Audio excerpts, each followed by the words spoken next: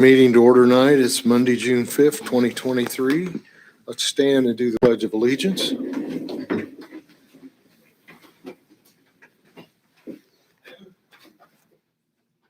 I pledge allegiance to the flag of the United States of America and to the republic for which it stands, one nation, under God, indivisible, with liberty and justice for all.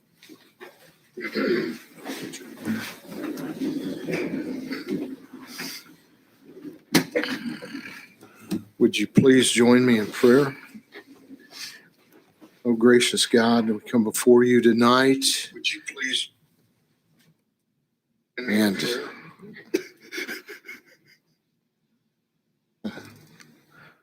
we're going to come before you, Father, and ask for wisdom and guidance and help with the technology. We thank you for your mercy for us. And once again, I ask for wisdom as we make decisions tonight that might affect things 20 and 30 years down the road. So in Jesus' name we pray. Amen. Amen. Sounds like he's already helping us with technology. Yes. I may have to get a dunce cap for some of us. Just bear with us. This new stuff is frustrating some days at best. Okay, let's move down to our minutes from May 15th, 2023 and review those.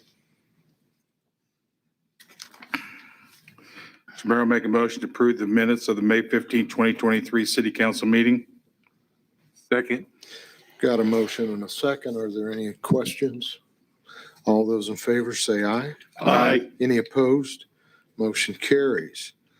Let's review our appropriation ordinance.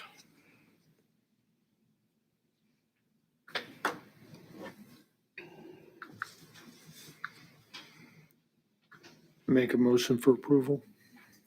Second it. Got a motion and a second to approve our appropriation ordinance number 5A dated May 24th, 2023. Are there any questions about it? All those in favor say aye. Aye. Any opposed? Motion carries. Move down to the visitors section. Is there anybody here tonight that's not already on the agenda? See none, so we'll move down to our first item of business. Final plat of the Shadow Ridge Edition, and staff, I will turn it over to you. Yes, Mayor and Council, our city planner was unavailable tonight, so we're going to have Public Utilities Director and also Director who's been overseeing the planning process, supervising community development for the past 6-7 months, fill in for him and provide the staff report on this plat. So with that, I'll turn it over to Tim Johnson. You get the B team tonight, I'm afraid. I do apologize. Good evening, Mr. Mayor and Council members. Tim Johnson, Public Utilities Director and Interim Community Development Director, hence my standing before you this evening. You have before you a final plat for Shadow Ridge addition to the city of Augusta. It is a new residential housing division, and it's the latest step in a process you all began roughly two plus years ago with the creation of a Rural Housing Incentive District, or HID, and the successful application for a moderate income housing grant. The Planning Commission reviewed this final plat at, I believe it was their May 22nd meeting, and voted to approve it and recommended its approval to you this evening. I really have nothing else to add, but would be happy to respond to any questions you all may have. How many building lots are in this plat? How many? Yes. I believe it's 24. Is it? Yeah. I believe the entire development, which includes some lots that are outside of this plat, is somewhere over 30. 37, I believe. Right. But this particular, those lots are already platted as part of a separate subdivision. However, they're owned by the same developer. far as drainage, stormwater drainage, Drainage plan has been submitted and approved by staff and the planning commission. and what is that? I'm sorry, I don't know what you mean by that. Well, the way I read the plat, there's retention ponds in Reserve A and Reserve B. There are detention ponds, but no retention ponds. I'm sorry, you're right. Retention ponds, but no detention ponds, meaning these are dry ponds except when it rains. And the runoff from these lots goes into those ponds and then through an underground stormwater system from the west under the street into the second reserve, Reserve B, and then from there flows into the city's overall stormwater system. The requirements of any drainage plan, or at least any good drainage plan, will be to have the runoff from a given development, say this plat, not exceed the current runoff per hour before the area is developed. So if you have 1,000 gallons of water running off this empty grass right now into our stormwater system, you would have 1,000 gallons an hour of runoff coming off of this after all those streets, after all those rooftops, after all those driveways. Hence, you have to have some form of detention to slow the drainage coming off of that property because of all those now hard impermeable surfaces. In other words, no additional impact in real time to the city's stormwater system.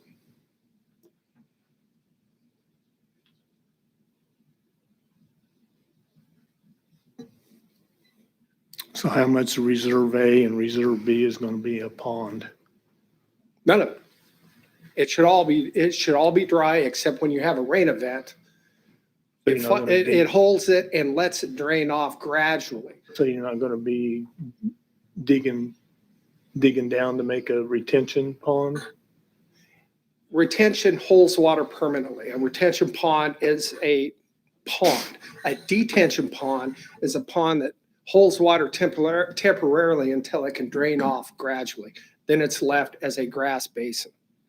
A similar comparison would be the low area that is behind the big fire barn over on Augusta Avenue. That was set up with the construction of that new building, the parking lot where water flows into that, and then it gradually releases through that flume. So it slows it down, but it doesn't permanently hold water. So it's a similar sort of concept to what you have on the public safety campus up there. There wouldn't be a problem on this of like mosquitoes breeding.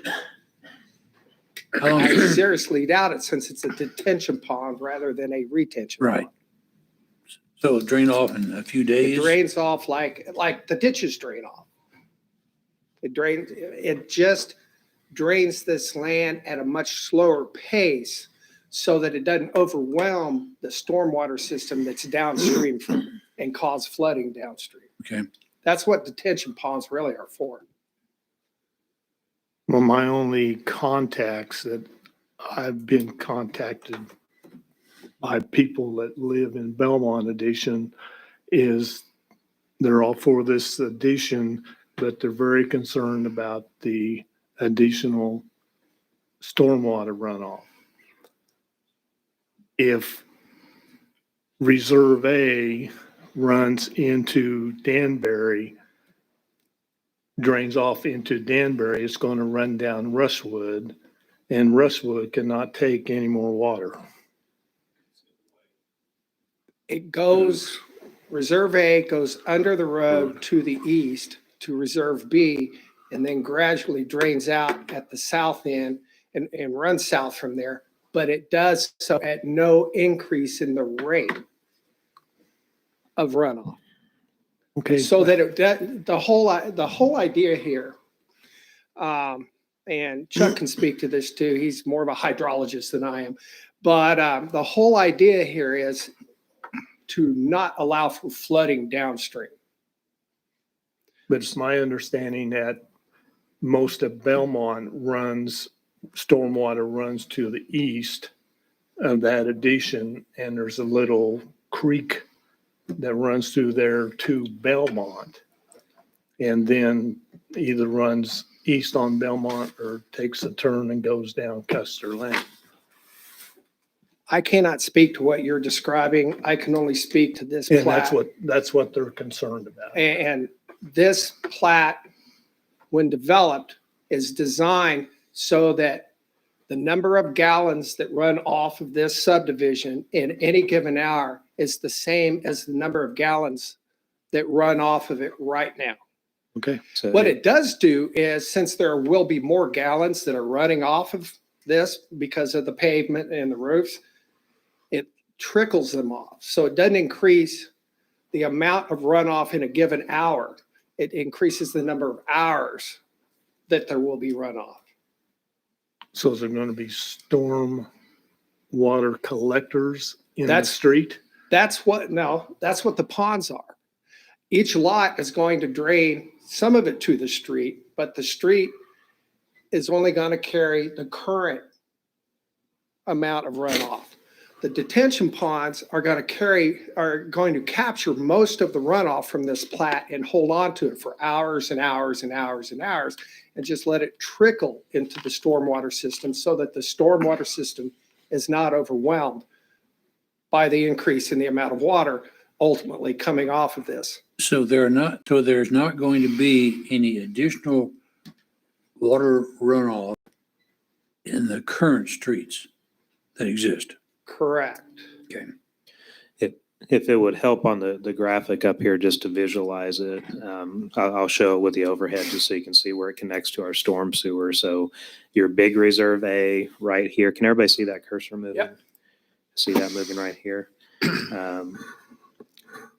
That is this shape area right there. So that's your big reserve A. And then what the plat shows is an easement that goes across and then works its way down to another reserve that'll be down here. And then ultimately, my understanding is those reserves are going to be connected to this storm sewer system that currently Correct. exists. That is this piping network over here on the east side. So it's kind of going through that, being detained, slowed down, but ultimately working its way over to this orange pipe right here, and then down and wherever that goes out on this side, which looks like it goes over there through the Willowbrook ponds and then eventually makes it out of the city that way. The point is to not flood. There's no way to avoid having more runoff since you have paved areas and roofed areas. The goal is to not have all that runoff coming off at once, but to trickle it off. That's why we today develop stormwater systems and drainage plans on any piece of property now that's newly developed in Augusta. It's something that has typically not been done in the past, and it is a major contributing factor to the flood events that you have in streets and backyards and whatnot historically in Augusta. And it's my understanding the way this is written is the maintenance of these stormwater ponds, retention, detention, whatever, will be maintained by the homeowners association. Yes, correct. And if it isn't maintained by the homeowners association, it gives the city the right to come in and do whatever needs to be done, whether it's mowing or maintenance of the physical structures, whatever it takes to keep that system running correctly, and then turn around and assess our costs to the homeowners association. So we've got language in there to protect the integrity of that system going forward. And I've highlighted that language up here to make it easier for everyone to read.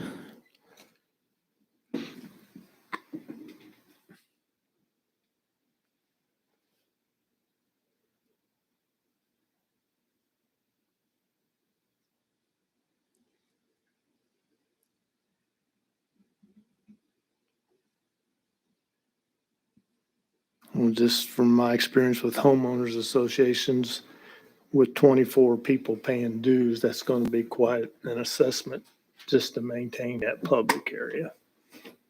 But that's up to the developer and the Correct. owners, so.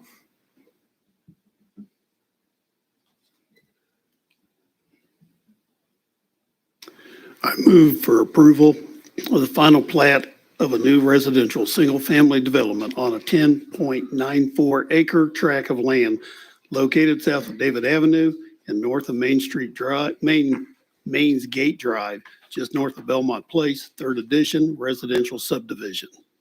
Second. Got a motion and a second to approve this final plat, or is there any other questions? All those in favor say aye. Aye. Any opposed? Motion carries. Thank you, Tim. Thank you. Next item, number 2, is fiber to the home broadband internet franchise ordinance and pole attachment agreement. Staff? Yes, Mayor and Council, these two items were on your agenda for discussion at a prior meeting, and during the discussion, there was a couple of changes that were suggested or recommended by council be added, and so the items were tabled to provide an opportunity for that language to be updated. I have, in the staff report, highlighted the changes. There was one in each of the documents.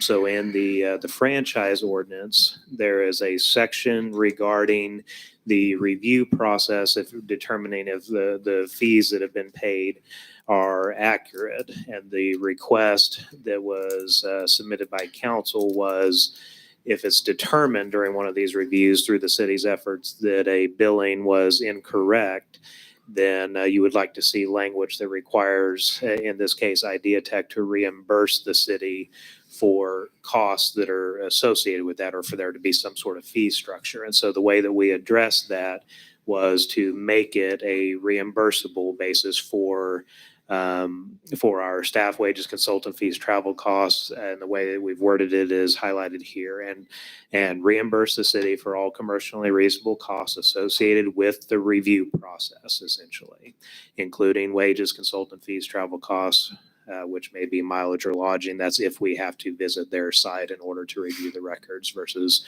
having it sent to us electronically.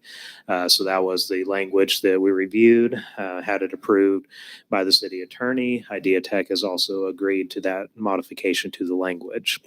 The second change is actually in the pole attachment agreement. And the pole attachment agreement, there is a set fee per pole attachment, but the council had a discussion at the last meeting and inquired if at a certain point, if moving away from a fee per pole attachment and just having a fixed annual fee rather than having to calculate that and keep up with that tracking, if that would be more efficient or advantageous. And so I think that the biggest challenge with it is kind of the build out process, because if it takes a while for that to be fully built out, then you have a small number of lines eventually building up to the ultimate build out. So the way that we resolved that was to add this language that says, upon the full build out of IdeaTech's facilities, owner and IdeaTech agree to review the pole attachment fee and determine if a flat annual fee for pole attachments is agreeable. So that was the recommended language. Again, one provision in each agreement, and in all other circumstances, the agreement should be the same that you reviewed at the prior meeting. So we do have a representative from IdeaTech here. If you have any further questions, otherwise I'll turn it over to council for consideration of these two documents. Council, any questions? The only question I have is the way it's worded right now. Maybe I missed it the first time. Why is this called the Home Broadband Internet Franchise Ordinance? And even down here in the detail, it says fiber to home infrastructure. Is this not going to be available to businesses? No, we're going to be planning to build to the businesses as well. I think, and you can help me with the terminology, but and maybe it's a term of art or an industry term or something. But I think the fiber to the home is meaning it's not simply a trunk line. You will actually have direct fiber connection that goes all the way into the home, as opposed to have other intervening materials and things like that. So when we did an agreement with whatever that other entity was, like 10, 12 years ago, what they were building was like a transmission line or something. It was just a big line that carried the fiber, but it did not connect to individual homes. It just kind of made it available on Well, I transmission was just bases. concerned they were also going to need to be able to use easements to take it to commercial too. Yes. And so this allows that also, even though it's called home infrastructure. Yeah, I don't, and I'll let you comment, but I don't necessarily see that as a substantive matter. Again, I think it's more of a term of art than anything, or just kind of describing the nature of what the build would be. But if you Yeah. can comment on how businesses are impacted by this. Yeah, I mean, kind of like what you said, a kind of a word of art. Our Idea Tech's whole goal is to bring fiber to a city and for our residents and the businesses to whoever to want to be able to capitalize upon that. We build out the infrastructure, and then any of the residents who want to take advantage of that can call us, and we bring that to them, to their actual resident property. So, yeah, just a very simple process, but yeah, we follow every protocol that we need to follow. So, fiber to home is just kind of what I guess you could say trademarked within Idea Tech. And so there's some people that live downtown. There's some people that live in businesses, lofts, things like that. So, it's just I guess you could say a word Well, of this art. isn't just for residential though. I'm sorry. No, this would cover, we'd be able to serve businesses along the route. Okay, as that's what I well. want to be clear about, because it specifies home in here several times. And I think you just stated too, bring it to the residences of a city. So I just want to make sure it's also going to be available to commercial. Yes. Yep. Okay. And I think too, from our last meeting, just to talk about how many homes, about 4,500 premises is what it's going to touch, and about a $6 million investment from Idea Tech to put into the community.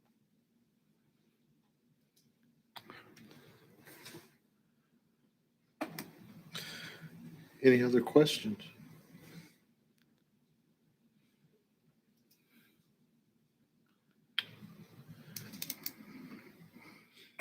Well, I'll make a motion to approve as soon as I can find the number. Ordinance number 2222. Approval, I'll make a motion to approve the franchise agreement ordinance with Idea Tech for fiber to the home infrastructure. Second it. Okay, I've got a motion and a second to approve this franchise ordinance. All those in favor say aye. Oh, it's a Aye. roll call vote, sorry.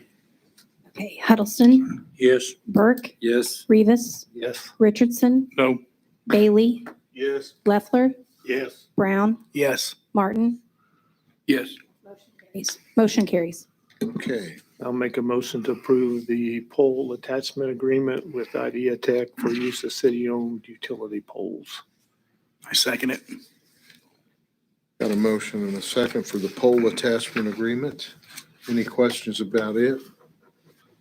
All those in favor say aye. Aye. Any opposed? Aye. Okay, motion carries with one dissent.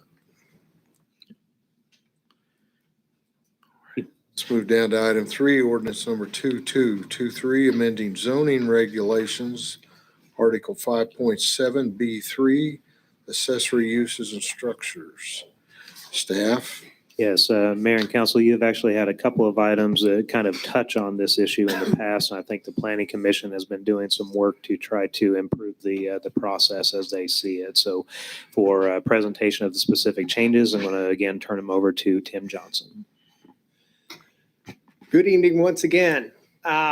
What we have in front of you this evening is an example of probably, well, it's one of a number of changes you will likely be asked to make to the zoning regulations and probably also the subdivision regulations. Recall that you approved both new zoning and subdivision regulations a couple of years ago.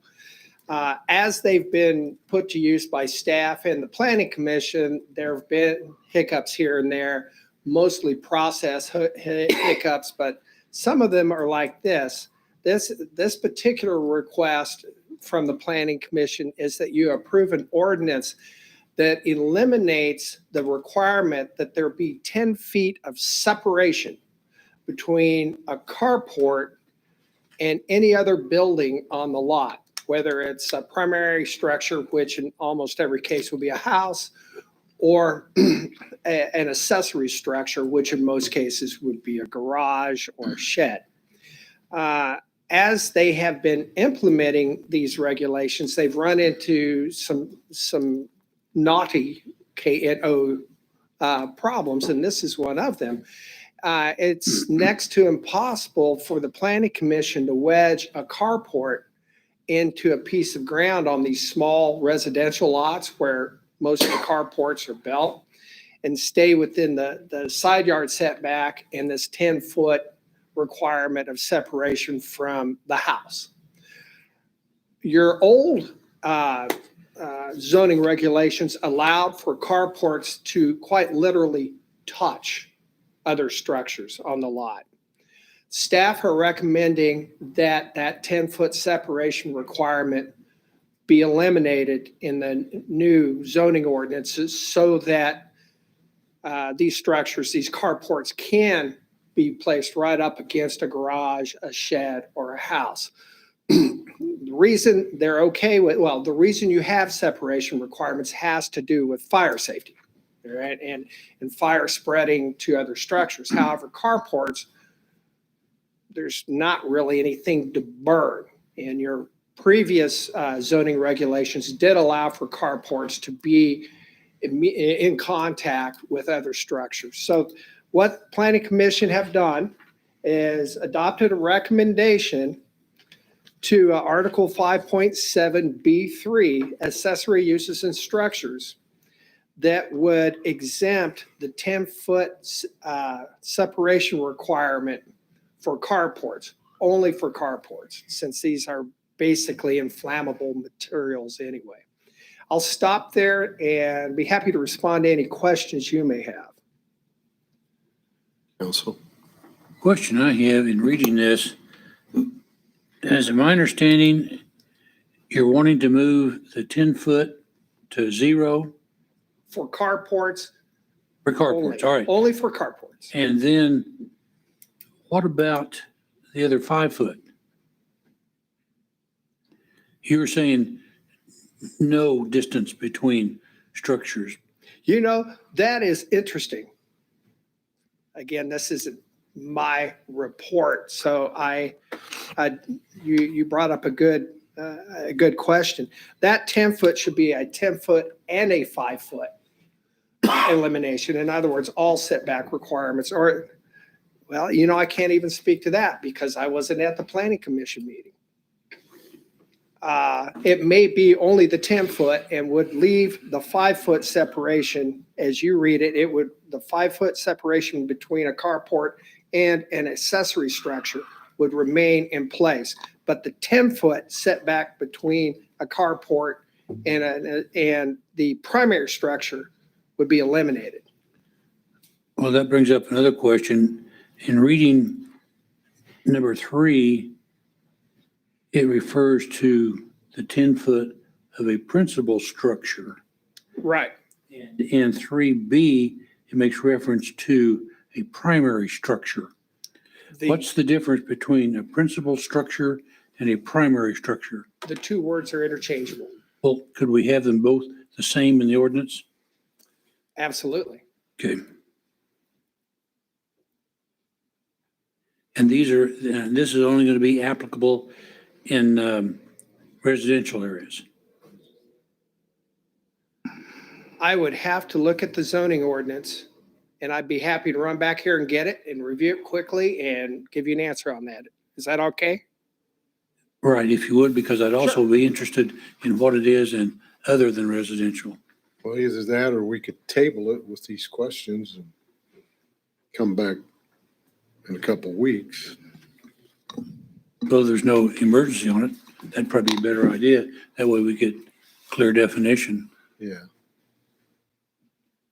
So I would move that we table this matter until the next meeting.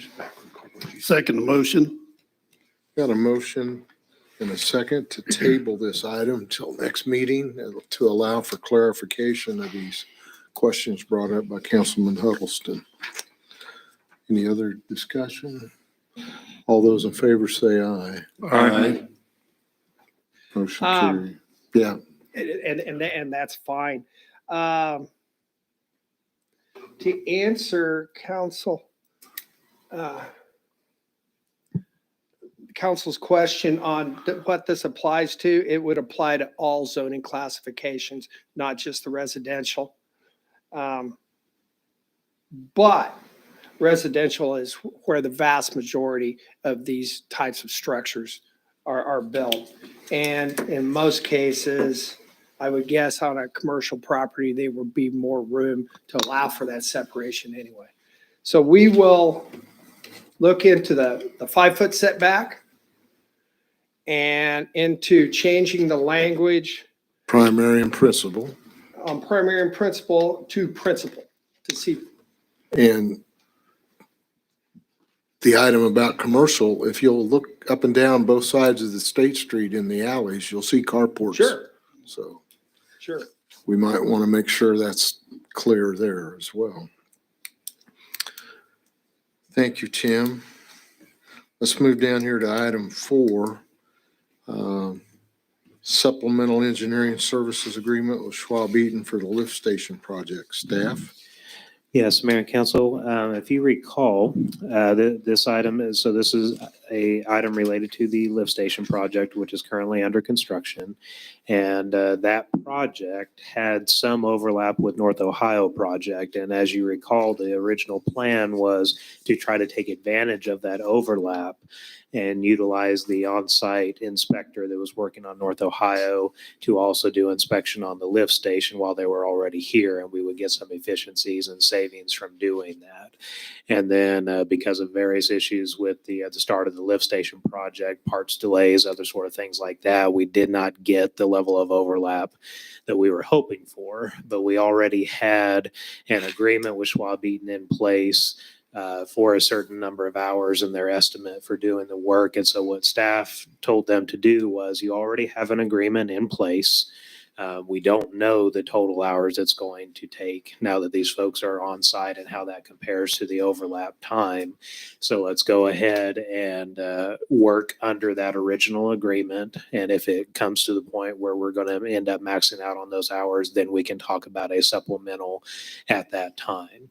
And so Schwab Eaton has now kind of reached the end of what their original contract covered. The contractor is now over on the second lift station, but there's still a few weeks left, maybe a month left or so on that project. So Schwab Eaton has come back and asked for a supplemental engineering services agreement. Again, it will be billed hourly based on their actual hourly usage or hourly hours incurred. And they have an estimated cost up to $13,850. Again, that's not a guaranteed cost because they're just going to bill us for what they're on site for. But this is them estimating based on the amount of time they have left. So in this case, there were delays on parts. There were delays on a variety of things on the lift station, and I don't think that was within Schwab's control there. So I am recommending the supplemental engineering services agreement be approved. And we do have Chuck May in the audience here tonight to help answer any questions, or if you would like an update on how that project is going, he might be able to speak briefly on that as well. What's your desire, Council? Yeah, I'd like to hear Chuck. You probably know as well as he does. Yeah, but I didn't get a sign off on it. Hey, Chuck, my question is the Simmons lift station, it is completely done now and up and working fine, right? Simmons is not. Simmons is under construction right now. Lakeside, I'm the sorry. one behind I'm your sorry. house, Yeah, is, yes, they had a pump rep and everybody out there last Friday. There were a couple of small things with the electrical components in there. I know one of those got replaced that day. I think there's a couple little minor things left to do on the electrical side, but the station is up and running, and my understanding, communication is working back to city staff and stuff. So yeah, the Lakeside one is at that stage. Simmons is under construction. is it coming along in good shape? It seems to be coming along in good shape. Good. They're doing well on it. I don't know what your inspectors thought, but by watching them out of my back door, I'd have to say it's one of the better contractors I've ever seen in the city. They were very good about doing things and communicating with people and leaving the place look as good as it was when they started, maybe even better in some aspects. My inspector has had nothing but good reports back to me. He's in daily communication with them, even days when he's not out here because there's not really anything going on. He's on the phone with them. They're doing a real good job communicating, and when something has come up, they've been right there to address it. So Okay. my opinion is they've done a very good job.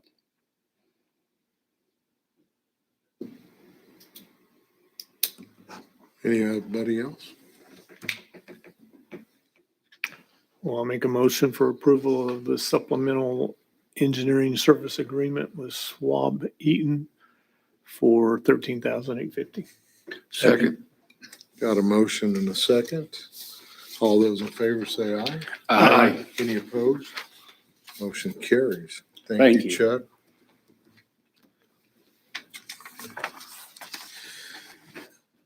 Item 5, maintenance, repair, overhaul, suitcase mechanic, temporary permitting application fee, schedule resolution. Staff? Yes, Mayor and Council, we do have our airport manager, Ray Seif, here tonight, so I'm going to go ahead and invite him up to the podium. While he's walking up, just as a quick matter of background, this item is coming to you as Airport Advisory Board recommendation on that top part, and then we have a fee schedule resolution, which would be a secondary item that's related to that. So if you choose to move forward on that first part, the fees identified in it are actually in the fee schedule resolution. So to share the background on the advisory board's discussion and kind of where this item is coming from, I'm going to turn it over to our airport manager and let him describe the need for this process and this paperwork. Thank you. Ray Seif, Airport Manager. So the airport has lease agreements in place right now and rules and regulations. Both of those do not permit any mechanic just coming in and repairing an aircraft at the airport. Those follow the FAA's Airport Compliance Manual, which is a governing document that we have to follow. They also follow federal grant assurances that we have to sign off on in order to receive federal grant funding.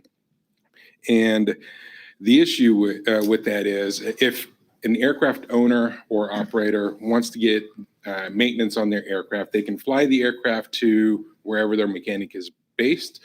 They can work on the airplane themselves if it's light maintenance and they don't have a mechanic's license. If they do have a mechanic's license, they can perform whatever maintenance they're properly licensed to perform.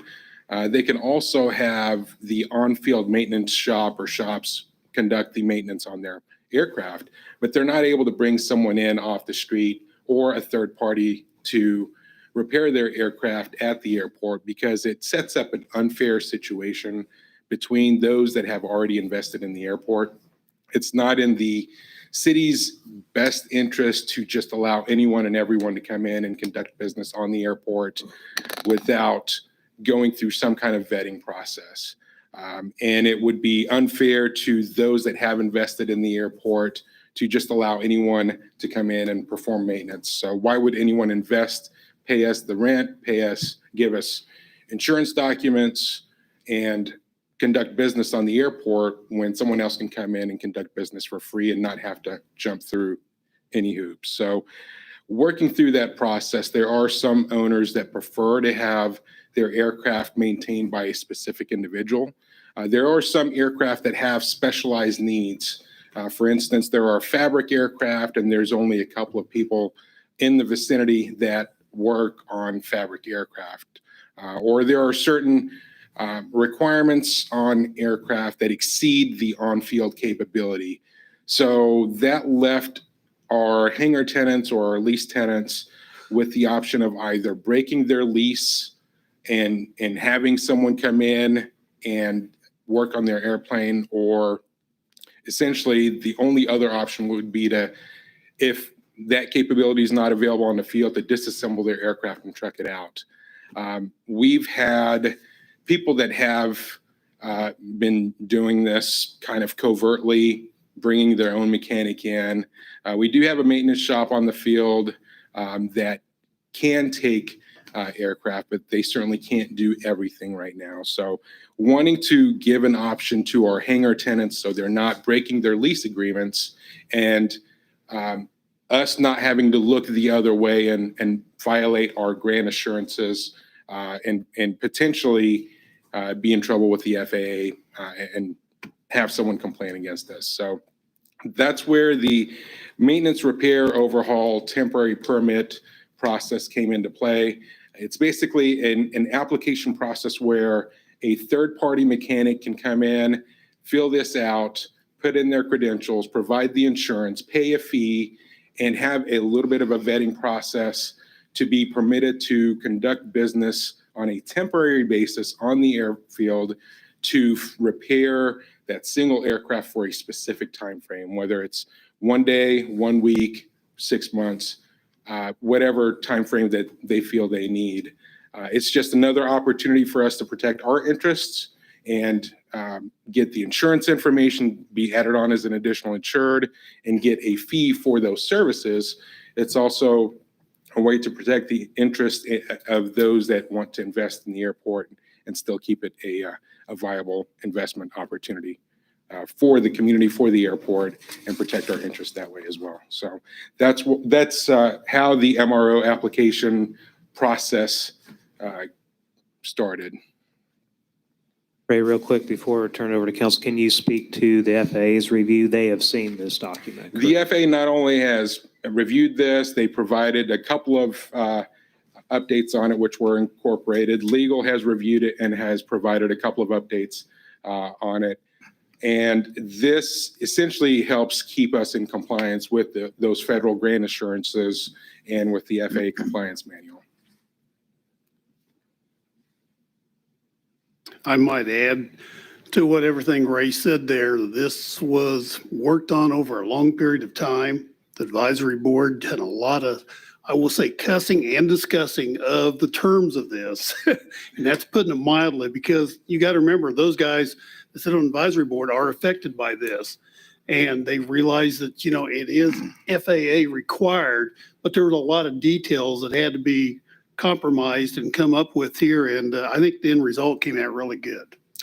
I think so too. And thank you for commenting on that. We did, just like our rules and regulations, it was important to have a very transparent process where we give our stakeholders a hand in having input on this. So we hosted meetings. Those weren't very well attended.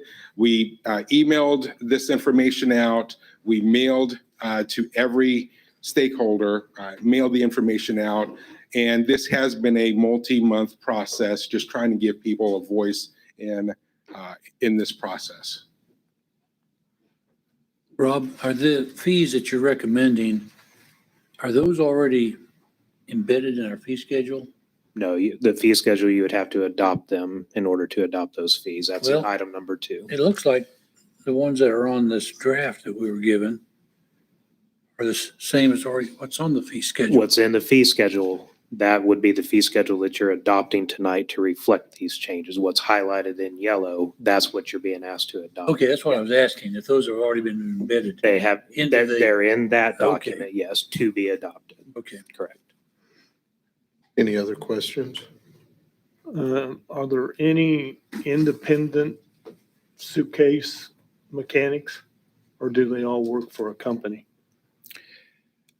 So whether they're independent or work for a company, basically anyone that doesn't have an established relationship with us. And right now we have officially 2.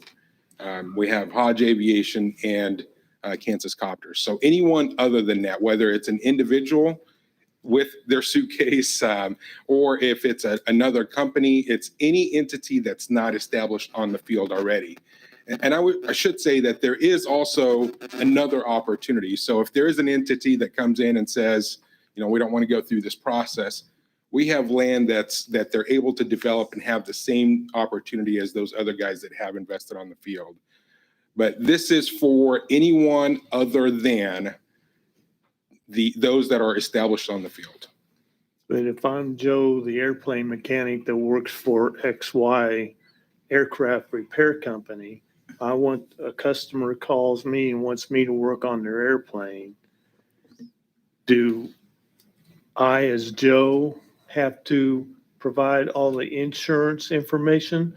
Or does my XY company that already has that insurance, will they be allowed to put me under that? Well, it depends on who the aircraft owner operator is hiring. If they're hiring you as an individual, then that's who has to provide it.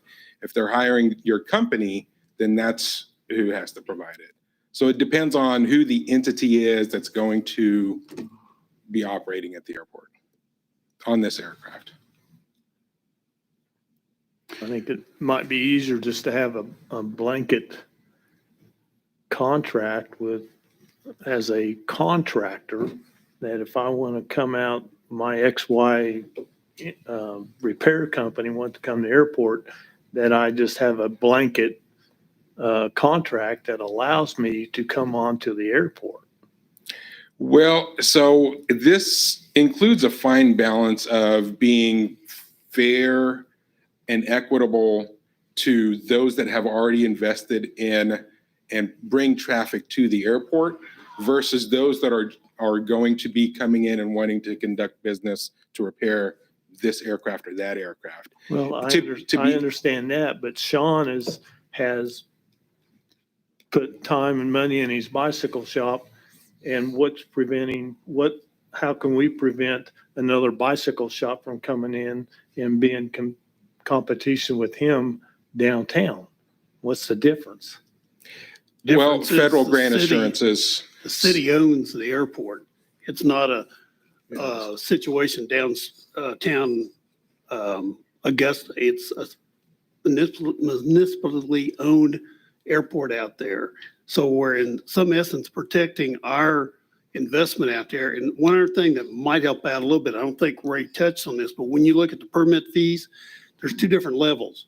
One is if the service is not available on the field. And if the service isn't available, like Ray was talking about, fabric wings and so forth, it's a lower fee because it isn't something you could go to either one of our mechanic shops out there.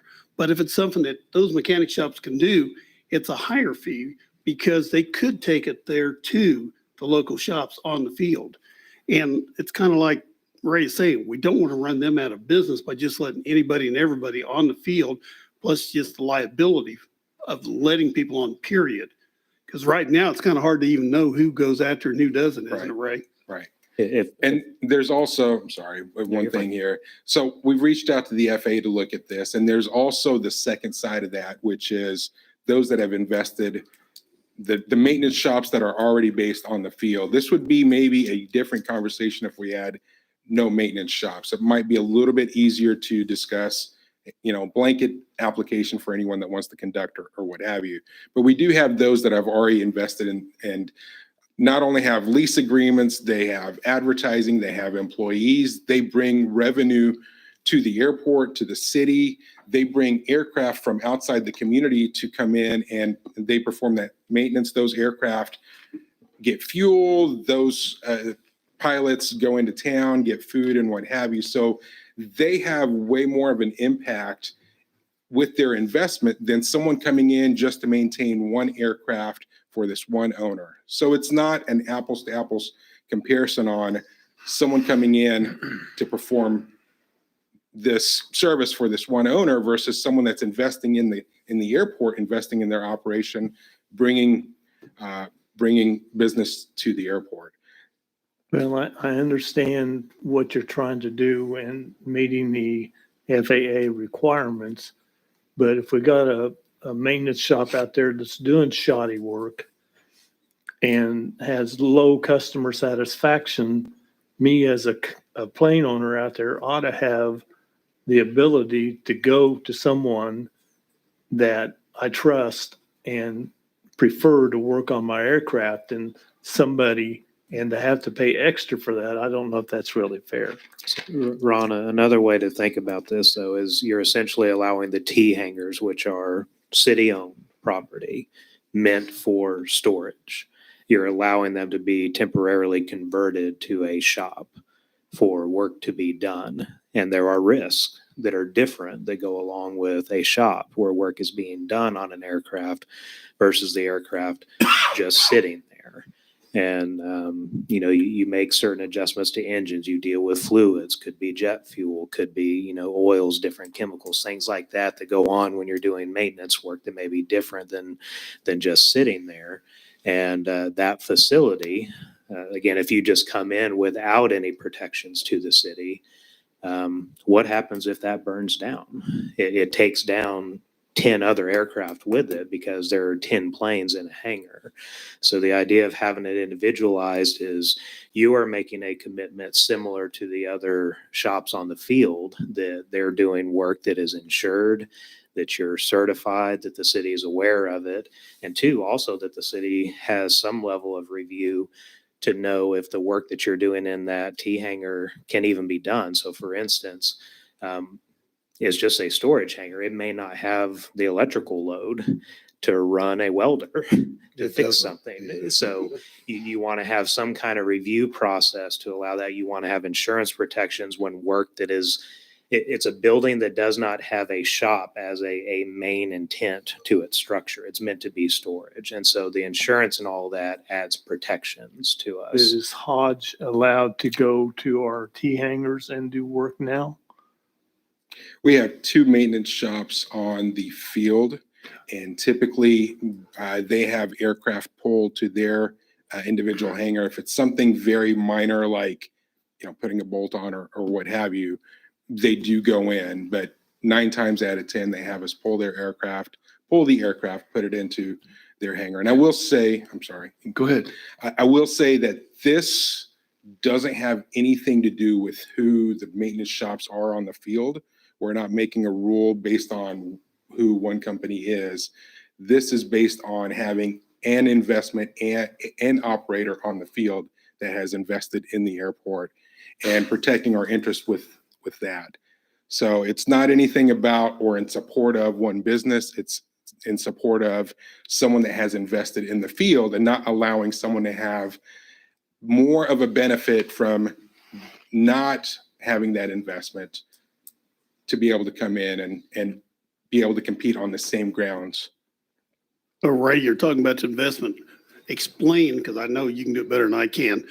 FAA requires them to be treated, these fees, equitable with what their competition is. Correct. We couldn't go in here and set any kind of crazy fee we wanted to keep people off the field. FAA has to make sure we stay equitable, right? That's correct. And we can't go, really light on one and favor one type of business and then, be heavy-handed on another. So these guys, the guys that are on the field pay our monthly lease. They do the insurance. They, again, have a lot more investment into the community itself with employees, with insurance for our protection.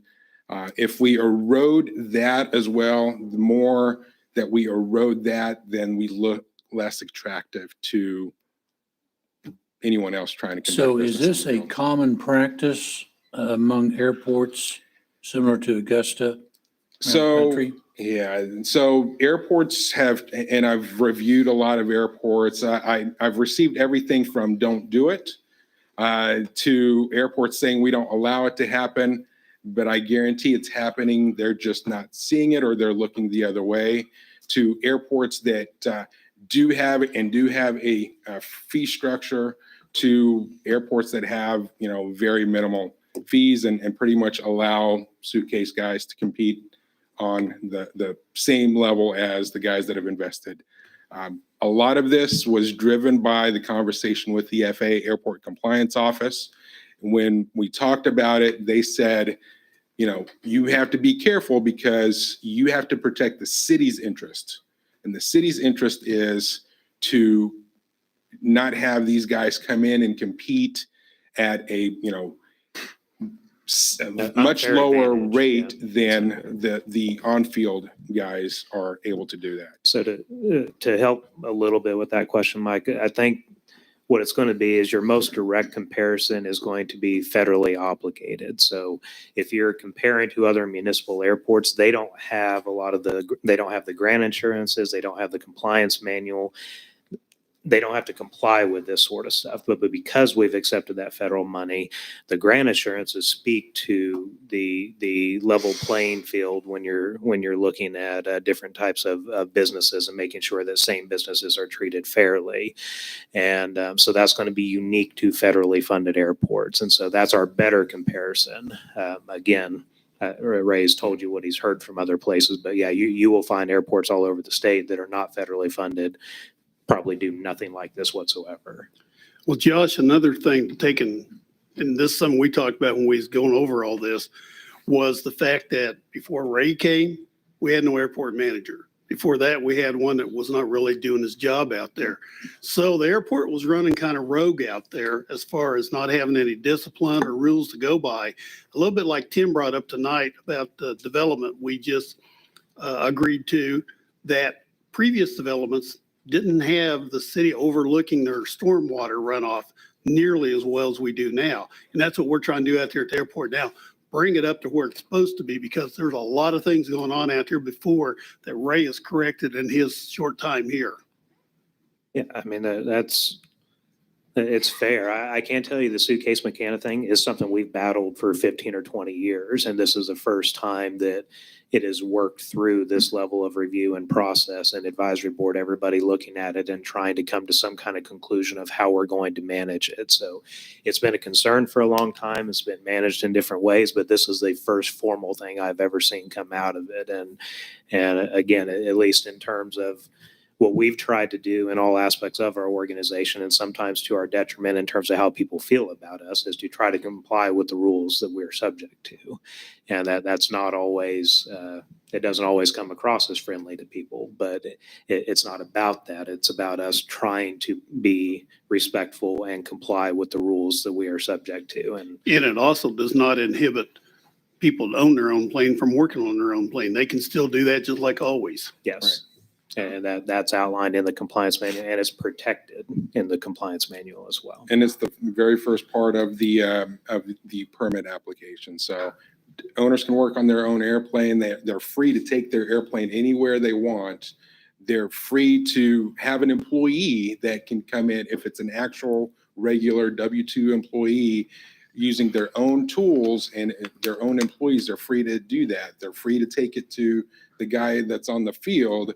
Right now, if none of that applies, then they're stuck with either violating their lease agreement, or trucking it out and, taking it somewhere, which would be extremely expensive.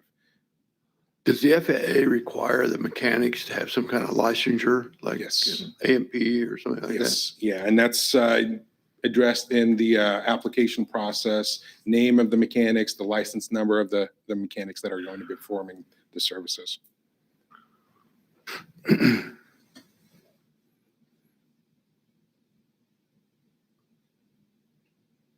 Any other questions?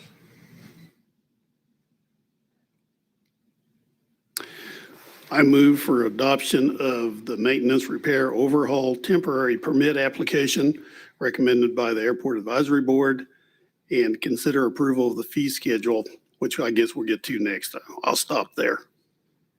I second it. Okay, we've got a motion and a second to approve the MRO temporary permit application. Any other discussion? All those in favor say aye. Aye. Any opposed? Aye. Motion carries with one dissent.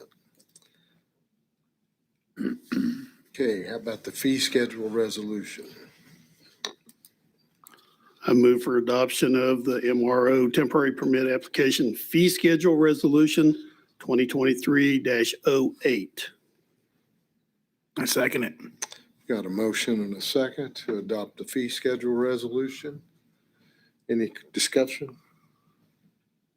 All those in favor say aye. Aye. Any opposed? Motion carries.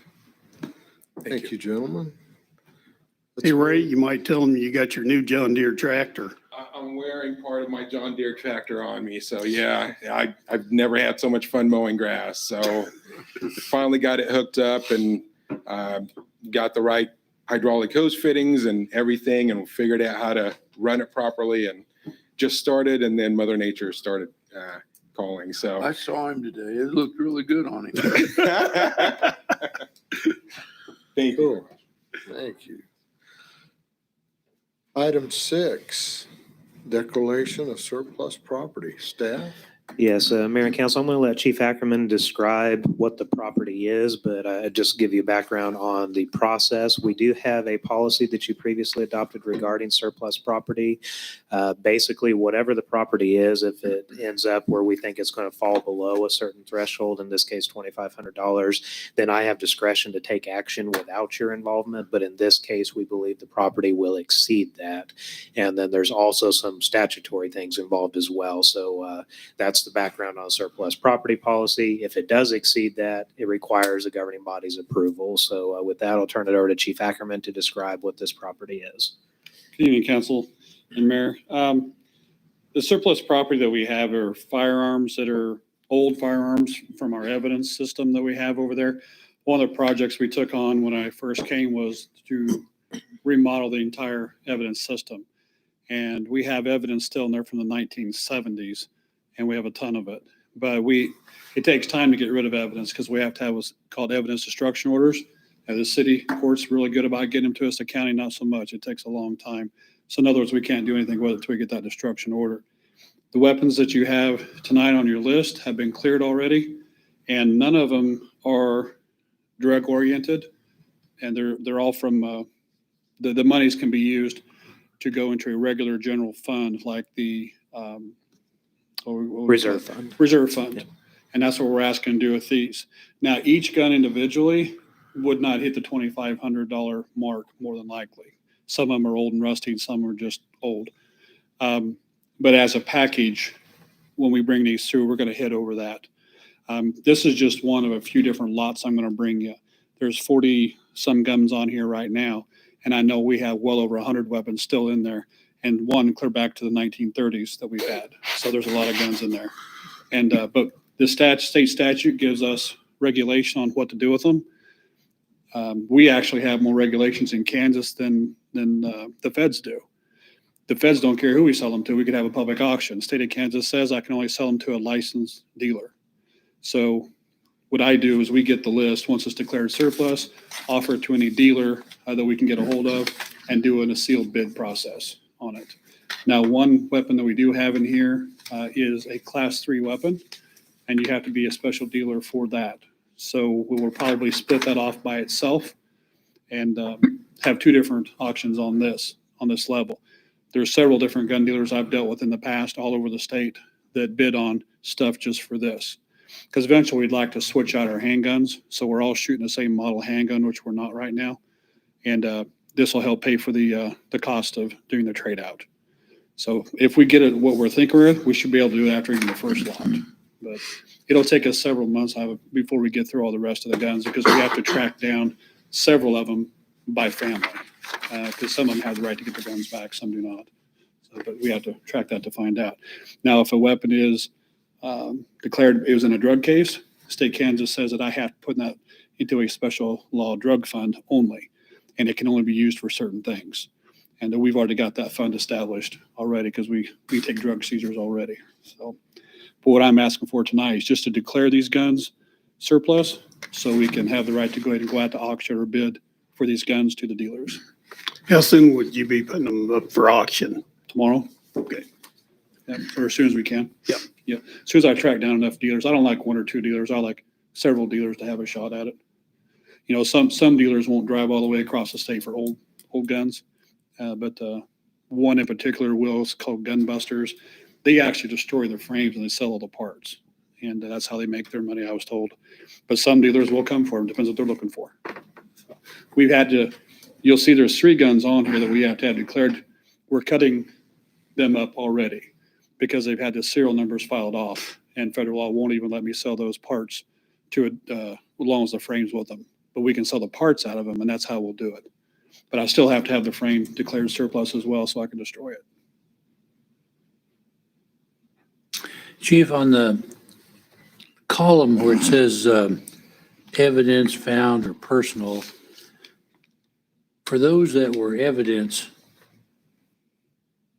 what type of a record is made to know whether or not that property could have been returned to an owner? That's what I was just talking about.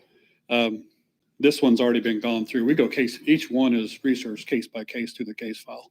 As long as it has one, unless it's found property. But if it's evidence, certain evidence we have to return. If you are a felon and we take your gun, U.S. Supreme Court says you still have an ownership in that gun. You can't possess it. But if you want to give it to a family or sell it, you have the right to do that. So we have to follow those laws as well. But it's, each one of those is searched case by case. So have you checked each one of these that says evidence to make sure that the tracking has been done to find? Yeah, so it's like I said, every one of these is searched case by case before they're even given to me to have you declare. Okay. Matter of fact, we just did that on 17 firearms, went to one person on a meth case. The person is deceased, but the son wanted them back, so we had to assign all 17 back over to him already. That's okay. I don't mind to get some out of our evidence room. I move for approval of declaration of the attached list of guns from the evidence locker at the Department of Public Safety as surplus property and authorized disposal as allowed per statute or city policy. Second. Got a motion and a second. Any other questions? All those in favor say aye. Aye. Any opposed? Motion carries. Thank you. Thank you, Chief. Okay, matters from and for council. We need to schedule a budget work session for June 12th at 6 PM. So moved. Second. Got a motion and a second to schedule a work session for June 12th, 6 PM here at City Hall. All those in favor say aye. Aye. Any opposed? Motion carries. Need to appoint a city council member to join myself on a review committee for the upcoming city engineer selection process. Mayor, may I provide some background? Hmm? Just brief background on Yes. that. So we've actually done this process several different times in several different circumstances. So like the latest one you might be familiar with, because at least one or two of you I think may have served on it, was engineering selection process we did specifically for the airport projects. Like that is a specific requirement with the federal government every so many years that you do a selection process like that. And I believe the last time we did a selection for city engineering services is probably 6, 7 or more years ago. And when we started down that path, I think we had planned on looking at it as like an every 4-year rotation or something like that. And so we're overdue in that respect to do a selection. And again, it's just to keep things fresh and to in this case sit on a committee to have council members be involved in that selection process with us. We'll have internal staff that work on it. We have a draft of a request for qualifications prepared, and once I'm ready to advertise that publicly, then we'll publicize that and then allow firms to submit under that RFQ. And then, ultimately, once a selection is made, we figure out any sort of transitional sort of things that we have to do in that regard. So at this point, we're not far enough along that I have any meetings scheduled or anything, but this would designate the members that could sit on that committee. And then I don't have to come back and ask for that later if we're able to get that selection process moving forward here. So again, several of you have sat on committees like that in the past, so you may be familiar with how that process works. So would one of you like to volunteer for that? Maybe you want to think about it. Mr. Mayor, I'd volunteer. I've done it before and I've enjoyed the process. Kip also. Okay. Yeah, and you can have more. I would just at a certain point, it's not really a committee; it's the whole council. So you might want to keep it below 9. But if you want to have more than 1 or 2, then you can have that. It's up to you guys how you want to run that. We've got Kip and Tom signed up. Anybody else? Like, I think 3 would fill the bill. That way, if somebody's sick, that would fill in. Okay, Mr. Martin and Mr. Richardson and Mr. Leffler.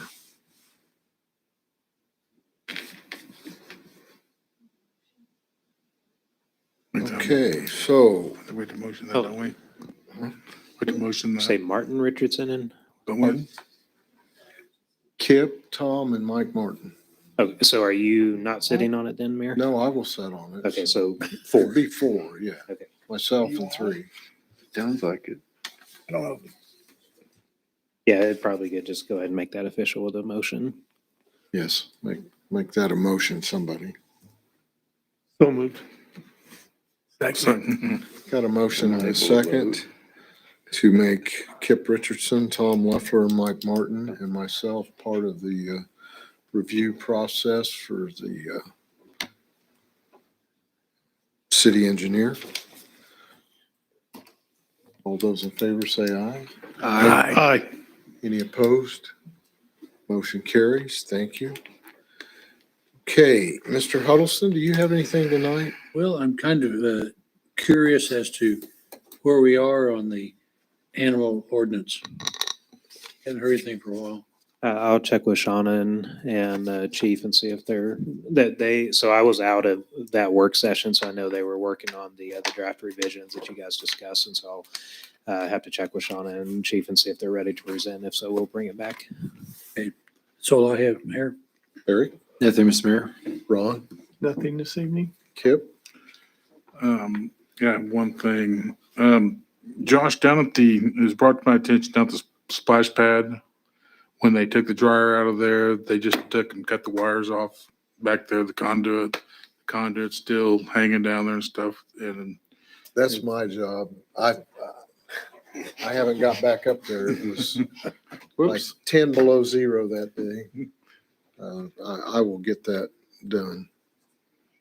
It is locked off. The fuses are locked off. Anything else? No, sir. No. Mike? Yes, I'd like to address something toward the chief. There's been some stuff happening out on Custer Lane. I don't know if you're aware of it or not, or maybe you have. Pardon me?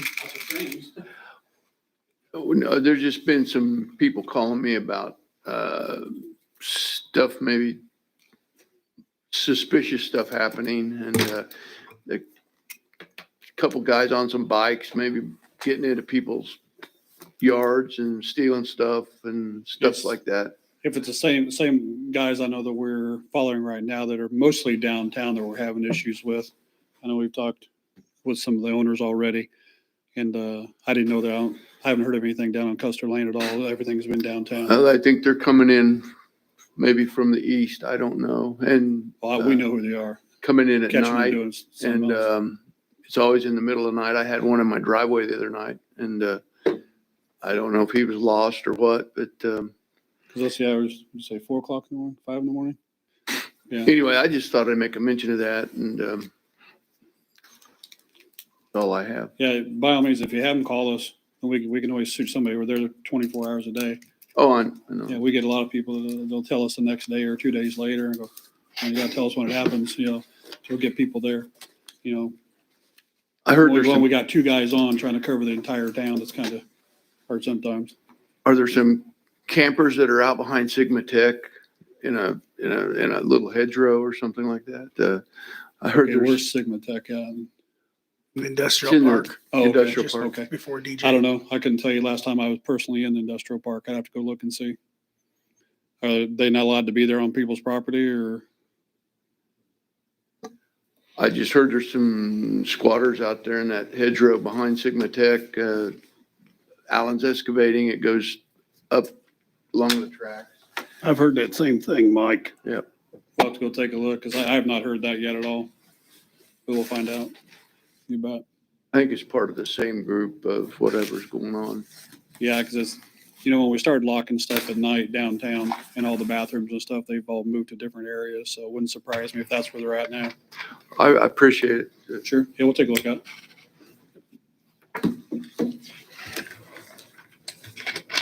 Mr. Mayor, I move to go into executive session for 20 minutes to discuss issues related to potential legal liability related to the performance of a contract pursuant to the consultation with an attorney for the public body or agency which would be deemed privileged in the attorney-client relationship.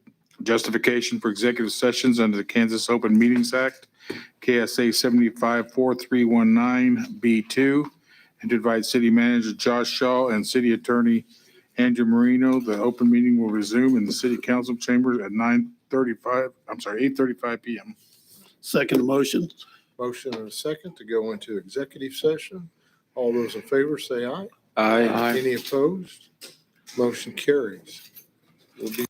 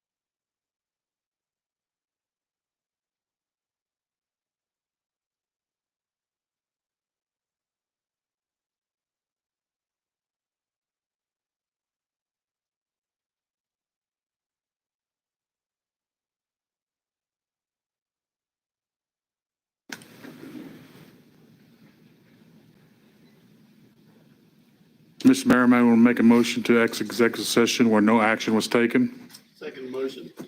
Got a motion and a second to come out of executive session where no action was taken. All those in favor say aye. Aye. Any opposed? Motion carries. Mr. Kip? Josh, would you, by chance, want to bring council up to talk about the play park, stuff that's going on with it right now? The play park. Yeah, it's going to be brought up at the meeting on Thursday night.